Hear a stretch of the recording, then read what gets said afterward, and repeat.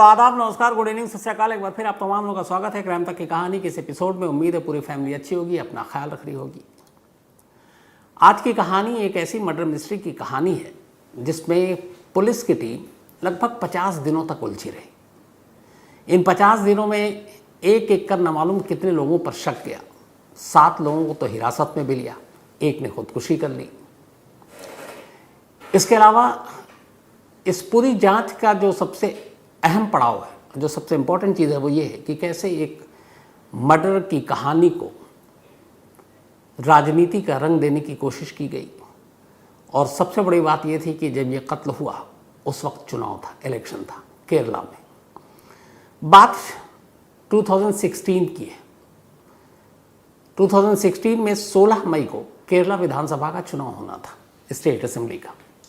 उससे करीब 18 दिन पहले 28 अप्रैल 2016 एर्नाकुलम केरल में एक जगह है और वहाँ पे एक और जगह है जिसका नाम है पेरम्बवूर। इसी पेरम्बवूर में एक 30 साल की लड़की रहा करती थी। उसका नाम था जिशा। बेहद गरीब परिवार की, लेकिन पढ़ाई लिखाई का शौक, बचपन से ही उसका एक सपना था कि वो बड़ी होकर वकील बनेगी और वकालत के ज़रिए गरीबों को इंसाफ दिलाएगी। ये सोच उसके अंदर इसलिए आई थी क्योंकि बचपन में ही उसके फादर ने उसे छोड़ दिया। अब वो और अपनी माँ दोनों अकेले रहते। इसी श्री पेरम्बवूर इलाके में एक नहर के किनारे इनका घर था। माँ छोटे मोटे काम करती, लेकिन अपनी बेटी को पढ़ाती उसका सपना पूरा करने के लिए। स्कूल से ही थ्रू आउट वो अच्छे नंबर ला रही थी। इसके बाद उसको एर्नाकुलम में लॉ कॉलेज में एडमिशन मिल गया और अब वो कानून की पढ़ाई कर रही थी। कुछ साल के बाद ही वो वकील बनने वाली थी। लेकिन तभी 28 अप्रैल 2016 की रात आती है। करीब 8:30 बजे का वक्त था। जिशा की माँ काम से अपने घर लौटती है। जब वो घर के अंदर दाखिल होती है तो उसकी चीखें निकल जाती हैं। अंदर का मंजर बेहद खौफनाक था। जिशा घर के फर्श पर पड़ी थी। चारों तरफ खून ही खून था और लाश की जो हालत थी, कम से कम वो एक माँ देख नहीं सकती थी। वो बदआवाज़ चीखती हुई बाहर आई। आस पड़ोस के लोग आए, फिर किसी ने पुलिस को खबर की। पुलिस मौके पर पहुंची। ये एक बड़ा ही खामोश इलाका था। पुलिस आती है, पुलिस लाश को अपने कब्जे में लेती है, अस्पताल भेज देती है। अब पुलिस का भी रवैया वैसे ऐसा कुछ खास नहीं था। उसे लगा चलो एक इलेक्शन का एक तो टाइम, इलेक्शन में ड्यूटी सबकी पुलिस की लगी हुई है। लेकिन अगले दिन जब पोस्टमार्टम होता है और पोस्टमार्टम रिपोर्ट आती है तो पुलिस वालों के भी होश उड़ जाते हैं। 2016 की बात है ये। उन्हें 4 साल पुराना दिल्ली का निर्भया केस याद आ जाता है। उस लड़की के जिस्म पर 36 चाकुओं के निशान थे और चाकू के घाव ऐसी ऐसी जगह थे जो निर्भया की कहानी को रिपीट कर रहे थे। जिशा के तमाम प्राइवेट पार्ट्स पर चाकुओं से हमला किया गया था। जब डॉक्टरों ने बताया और पुलिस ने सुना तो पुलिस भी सन्न। उसे लगा कि इतनी हैवानियत के साथ कोई किसी को कैसे मार सकता है। इत्तेफाक से ये बात मीडिया में लीक हो गई। जब मीडिया में आई तो केरल में भी इसको निर्भया के नाम से इस स्टोरी को पब्लिश किया गया। अब एक तो चुनाव का माहौल, ऊपर से एक लड़की जिसके साथ इतनी हैवानियत हुई, हर तरफ पूरे केरल में अब एक जस्टिस फॉर जिशा के नाम से मूवमेंट शुरू हो गया। इलेक्शन का ये मुद्दा बन गया। सरकार के गले की फांस बन गई। अब हर तरफ जिशा जिशा और उसको इंसाफ दिलाने की बात हो रही है। पुलिस को हुक्म दिया है कि तुम फ़ौरन इस केस को सही तरीके से जांच करके और कल्प्रिट को पकड़ो। अब पुलिस के ऊपर भी प्रेशर टॉप ऑफिशियल की तरफ से। पुलिस ने भी अब सीरियसली इस केस को लिया और अब तफ्तीश शुरू की। तफ्तीश के दौरान पुलिस की पहली कामयाबी ये मिली कि उसको एक आई विटनेस मिल गई, चश्मदीद। इस चश्मदीद का नाम था श्रीलेखा। श्रीलेखा जिशा के घर के पास ही रहती थी। उसने पुलिस को बताया कि उसने उस रात एक शख्स को देखा था जिशा के घर से जाते हुए। उस शख्स का चेहरा ठीक से पूरी तरह नहीं देखा, लेकिन पहचान लेगी। और उसने नीली कमीज पहने रखी थी, येलो शर्ट, चप्पल में था और वो नहर की तरफ गया। अब पुलिस को इतनी जानकारी मिली, पुलिस ने कहा कि चलो इस जानकारी के आधार पर ऐसे तमाम लोग जो पीली कमीज पहने हैं उनको ढूंढा जाए। इस दौरान में पुलिस को जो मौका वारदात से मिला वो जो तमाम चीज़ें थी, एक तो ये श्रीलेखा का बयान, क्योंकि ये विटनेस थी, एक शख्स को जाते हुए देखा जो हो सकता है कातिल हो। दूसरा, उसने ये बताया कि जो शख्स था उसने पूरा चेहरा ध्यान से नहीं देखा, लेकिन उसका चेहरा पहचान सकती है। दूसरी चीज़ थी कि मौके से पुलिस को एक चाकू मिला। तीसरी चीज़ यह थी कि घर से करीब 100 मीटर की दूरी पर नहर से पहले पुलिस को एक चप्पल मिला जिस पर शक था कि यह कातिल का है। इसके अलावा तमाम सलाइवा और ये सारी चीज़ें जो जिशा की थी वो पुलिस ने डीएनए के लिए उन तमाम सैंपल को हिफाजत से अपने पास रखा। उसके नाखून में इंसानी मांस के लोथड़े मिले। इससे लगा कि उसने अपने आप को बचाने की कोशिश की और उसी नोच खरोच के दौरान सामने वाले के जिस्म में के मांस के कुछ टुकड़े उसके नाखून में फंस गए थे। तो ये सारे सबूत बड़े इंपॉर्टेंट थे। अब पुलिस ने इसी के बाद जांच शुरू की। सबसे पहला उस विटनेस के आधार पर अब उस शख्स को ढूंढना था जिसने नीली कमीज़ पहनी हुई है। अब पुलिस उस नीली कमीज़ वाले की तलाश शुरू करती है।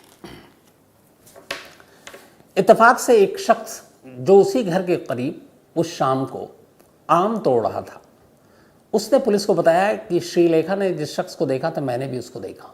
नीली कमीज़ पहने हुआ था, चप्पल पहने हुआ था और इसी नहर की तरफ जा रहा था। और उसने कहा कि मैं उस शख्स को जानता हूँ, वो इसी इलाके का है। उसने पुलिस को उसका नाम बताया, उसका फ़ोन नंबर दिया।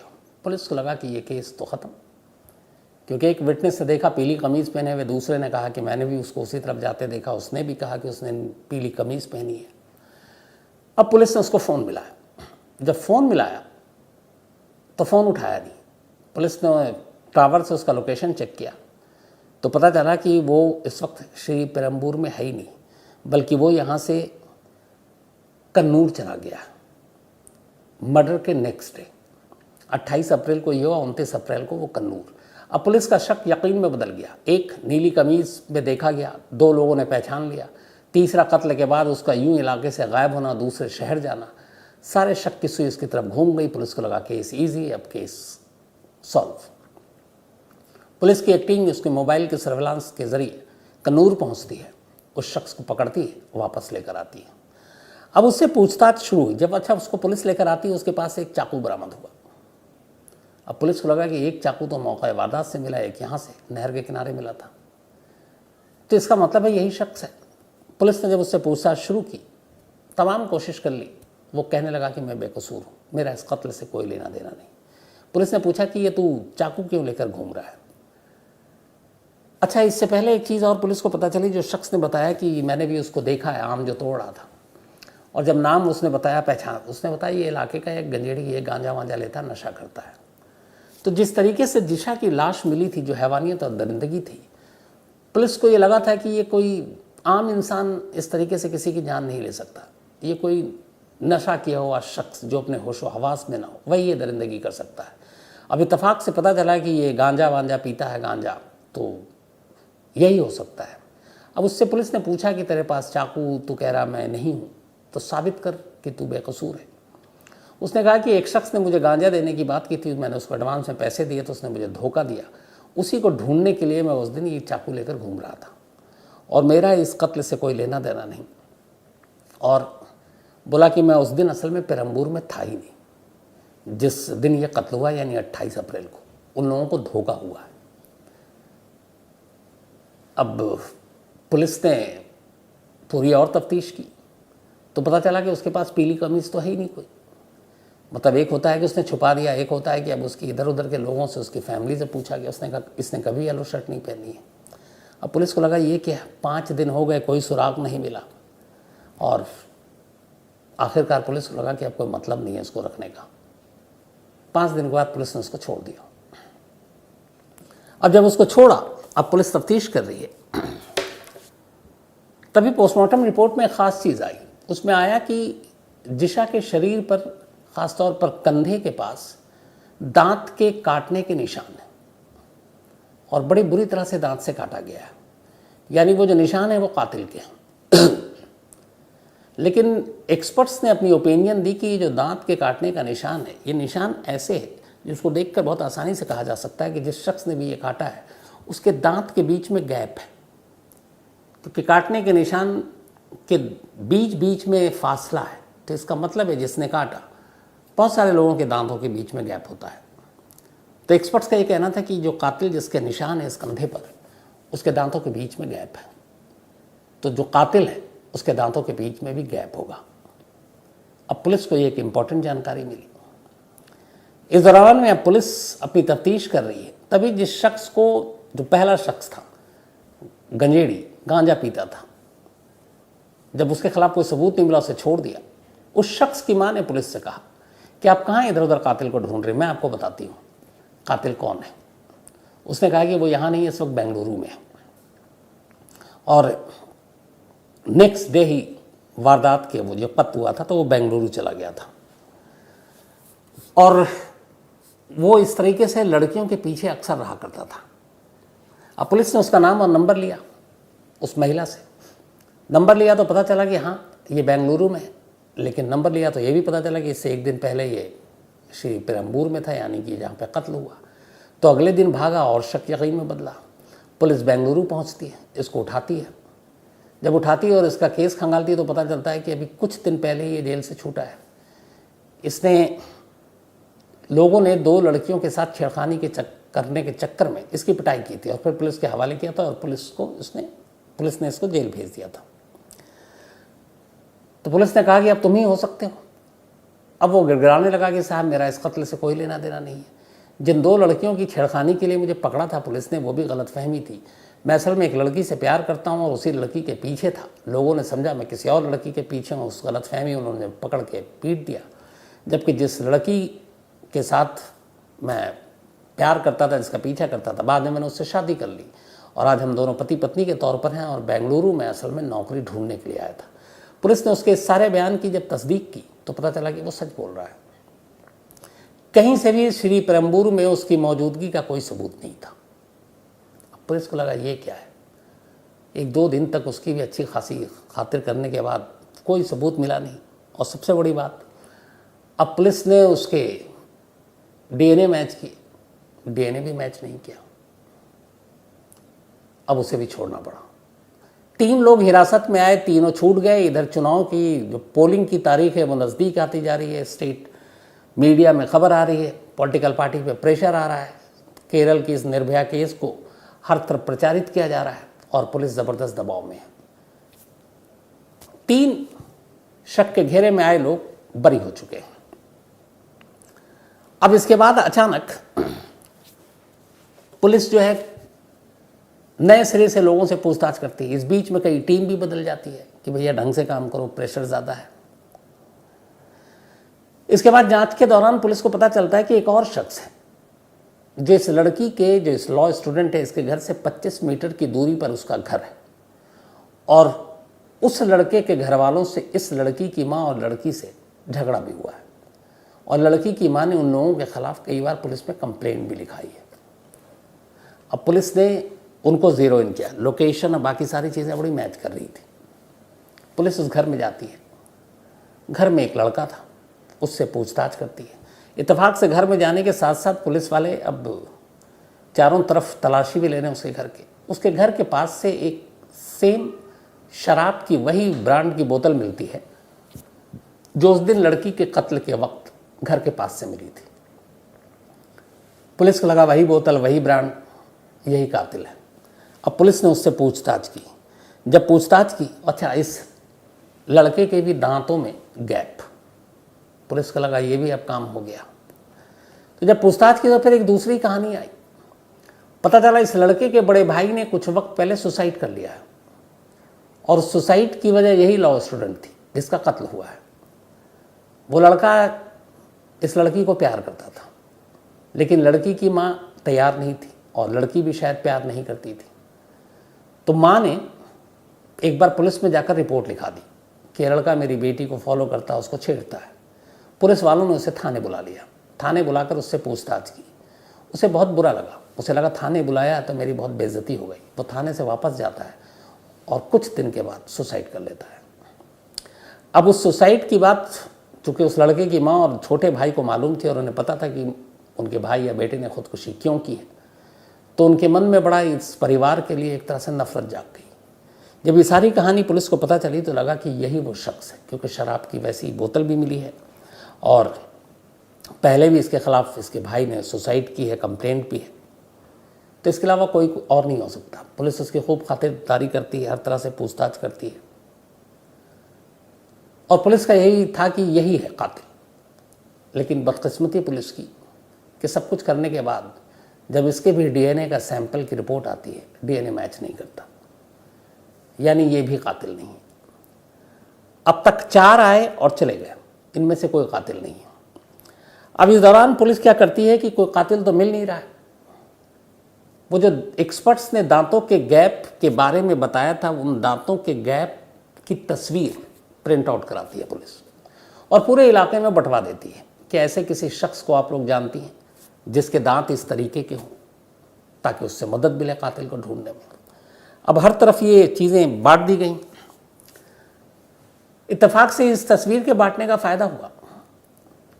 इलाके की 3 महिलाओं ने कहा कि वो एक ऐसे शख्स को जानती हैं जो लेबर है, मजदूर है, और उसके दांत ठीक ऐसे ही हैं जो आपने तस्वीर दिखाई है, और वो इत्तेफाक से उस दिन इस इलाके में मौजूद था।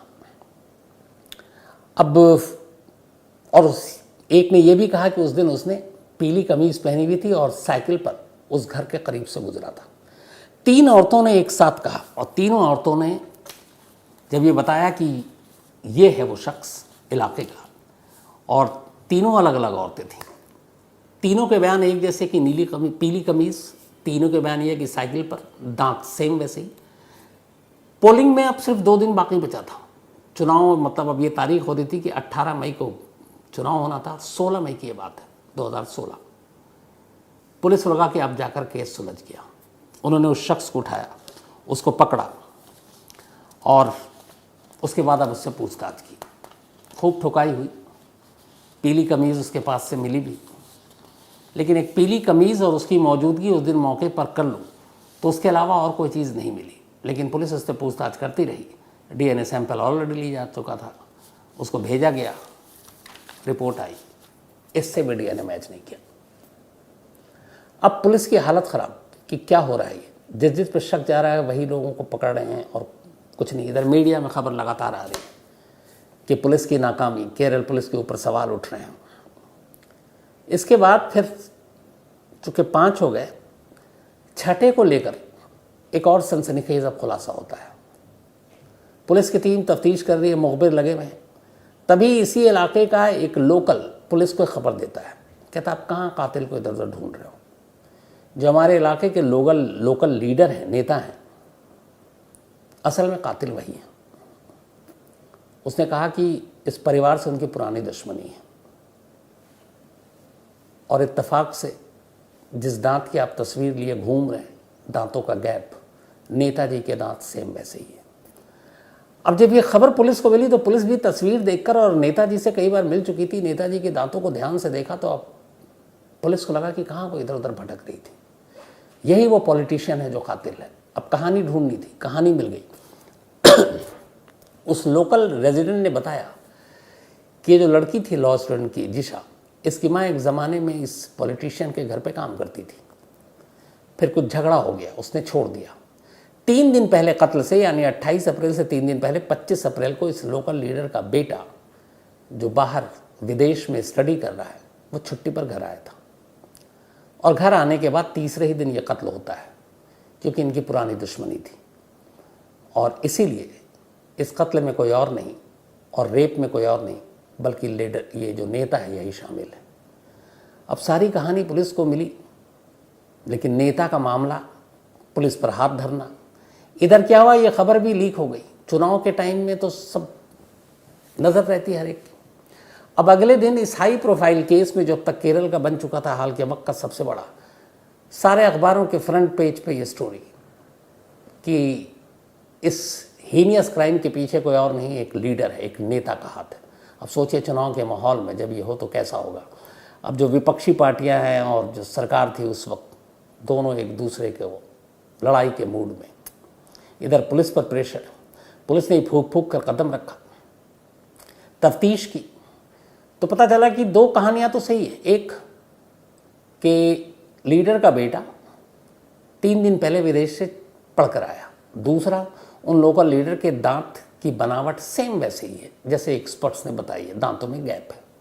लेकिन इसके अलावा मौका वारदात पर मौजूदगी और बाकी चीज़ें नहीं मिल रही हैं।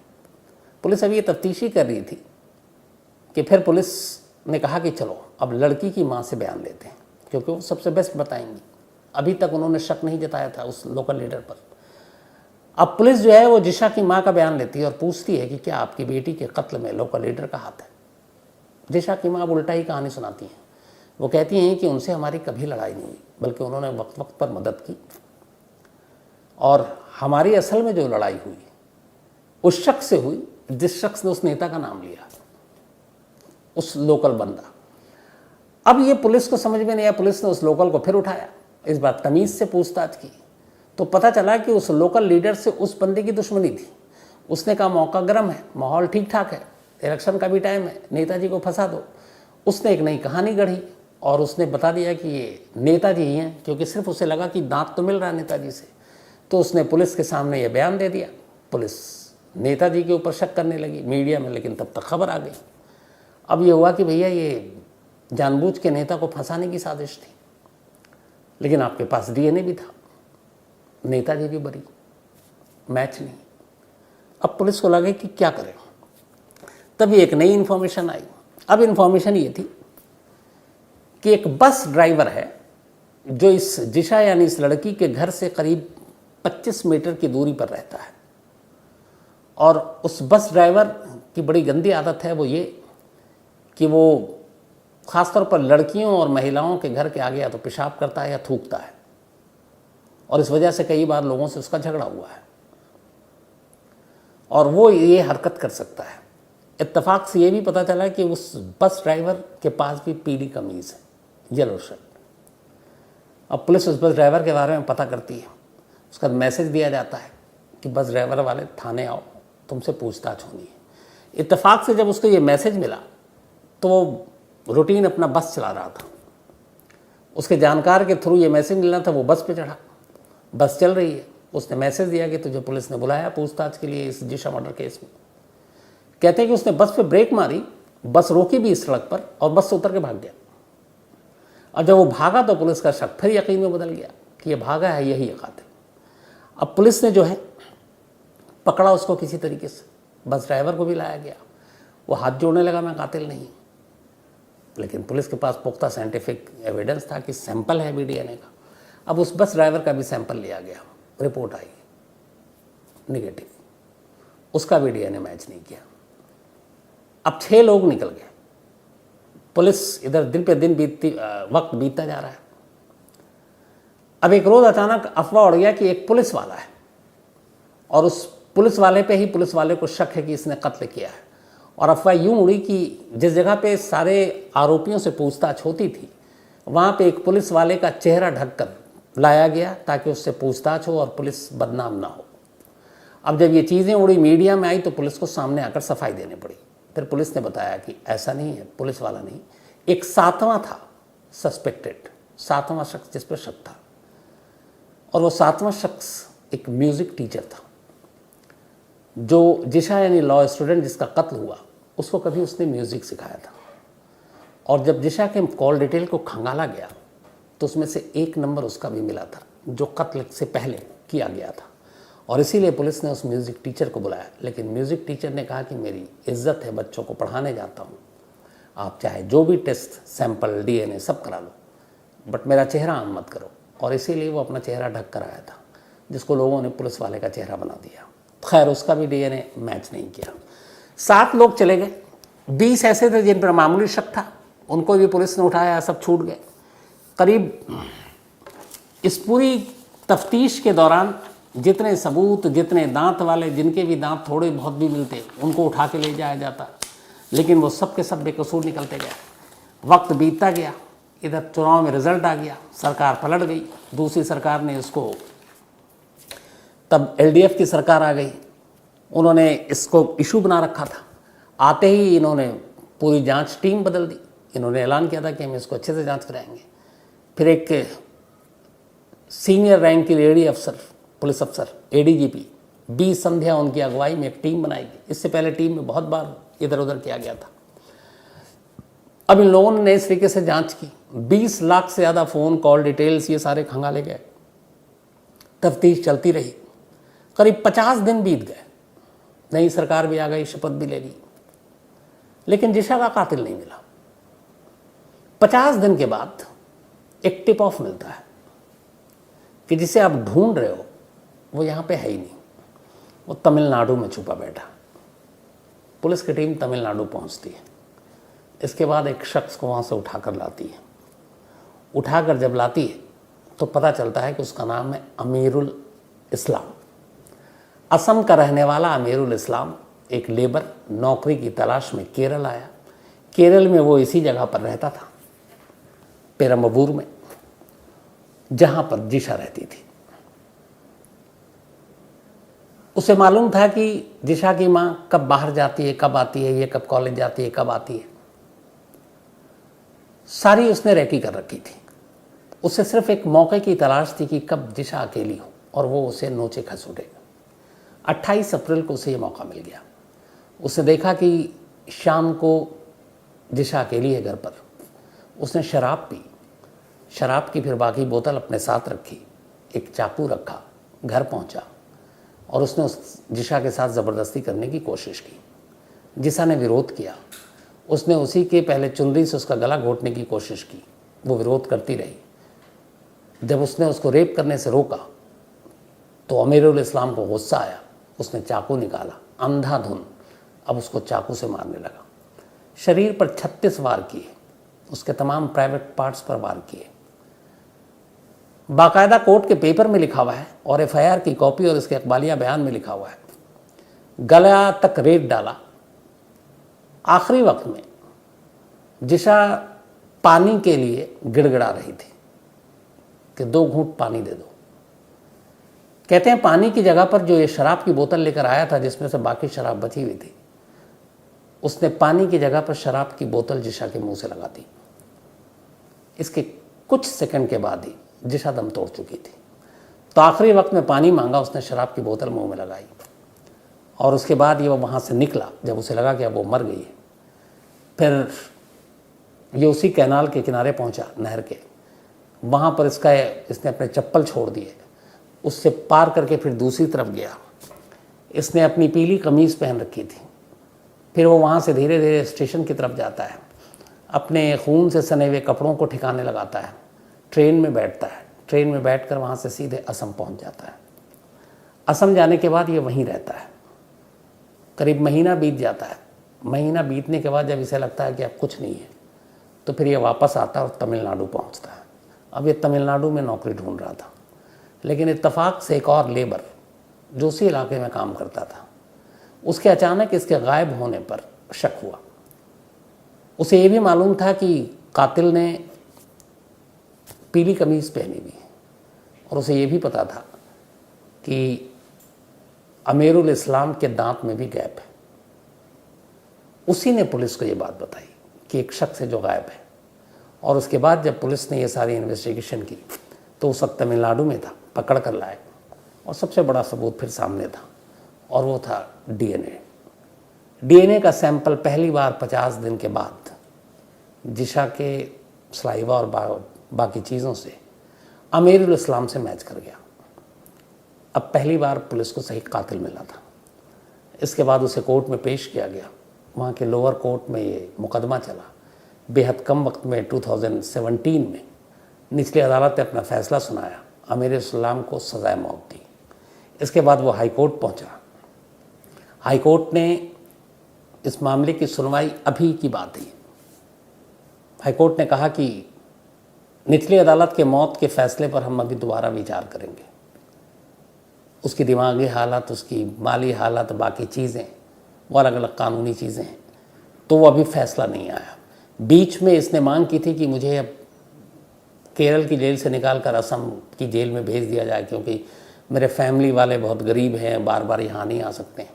ये मामला सुप्रीम कोर्ट में गया था, सुप्रीम कोर्ट ने मना कर दिया। उसने कहा अगर एक सज़ाए मौत का जो पाया हुआ कैदी है उसके लिए जेल नहीं बदला जा सकता। तो फिलहाल अमीरुल इस्लाम की ज़िंदगी और मौत का फ़ैसला अभी केरल हाई कोर्ट में है। इसके बाद सुप्रीम कोर्ट जाएगा और फिर उसके बाद आखिरी फ़ैसला आएगा। तो अभी लगता है कि थोड़ा इंतज़ार करना पड़ेगा।